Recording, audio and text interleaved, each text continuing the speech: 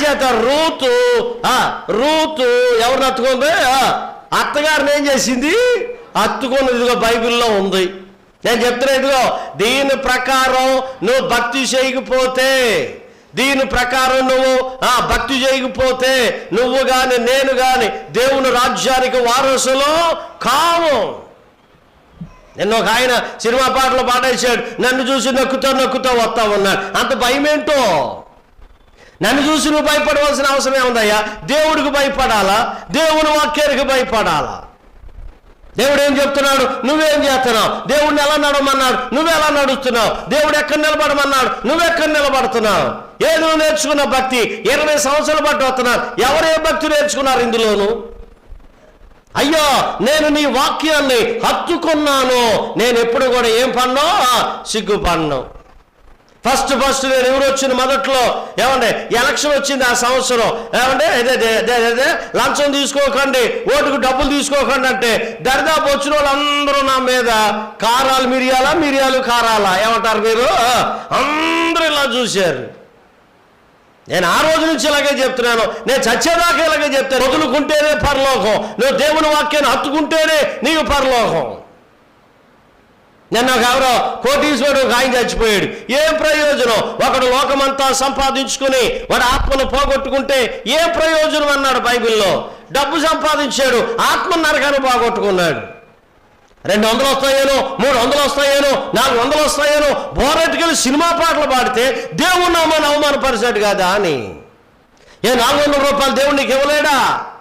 మొన్న ఆదివారం కాక ముందు ఆదివారం ఏమంటే నిజంగా ఎంత మీరు ఎంత తక్కువ అంటే అంత తక్కువ కానుకోవచ్చు. మేమేం భయపడలే.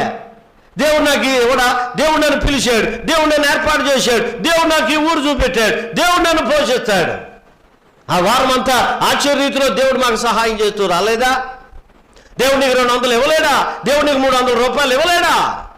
ఇవ్వలేని దేవుడిని ఆరాధిస్తున్నావా? దేవునికి వాక్య వ్యతిరేకంగా జీవిస్తావా మనం? ఇది ఎంతవరకు న్యాయం అండి? ఇది ఎంతవరకు ధర్మం అండి? ఈయన చెప్తున్నాడు, దేవా నీ శాసనాలను నేను హత్తుకుంటున్నాను, నన్ను సిగ్గుపడనీయొద్దు. వాక్యానుసారంగా జీవించే వాళ్ళు ఇందులో ఎంతమంది ఉన్నారండి? పాటర్ గారు వస్తాడో రాడో కనుక్కో. ఏంటి నువ్వు చెప్తే నేను వచ్చేది? పాటర్ గారు వస్తాడో రాడో కనుక్కో. ఈ మధ్య పాటర్ గారు కొమ్ములు మొలుచుని, నాకు కాదు కొమ్ములు మొలిచింది, నీకు మొలుచుని. పాటర్ గారు వస్తాడా రాడా? రాకపోతే ఏం చేస్తావు? ఇంకోటి తీసుకొని ప్రార్థన చేయించుకుంటావు. అంతకంటే నన్ను నువ్వేం చేయగలవు? నేను కాకుండా ఇంకెవడో వచ్చి ప్రార్థన చేస్తే నువ్వు ఆశీర్వదించబడతావా? జాగ్రత్త. వాక్యానుసారంగా జీవించడం నేర్చుకో, వాక్యానుసారంగా నడవడం నేర్చుకో, వాక్యానుసారంగా బ్రతకడం నేర్చుకో. అప్పుడు కదా నువ్వు పరలోక రాజ్యం చేరేది. అంచేత రూతు ఎవరిని హత్తుకుంది? అత్తగారిని హత్తుకుంది. మనం ఎవరిని హత్తుకోవాలా? మంచిదాన్ని హత్తుకోవాలి. రెండోది ఎవరిని హత్తుకోవాలా? యేసుబాబుని హత్తుకోవాలి. మూడోది ఎవరిని హత్తుకోవాలి? ఆయన వాక్యాన్ని హత్తుకోవాలి. రూతు గ్రంథము 2వ అధ్యాయము 18వ వాక్యాన్ని చదువుదాం. మొదటి అధ్యాయం 18వ వాక్యం. తనతో కూడా వచ్చుటకు ఆమెకు మనస్సు కుదిరినదని నయోమి తెలుసుకొనినప్పుడు అందును గురించి ఆమెతో మాటలాడు మానెను.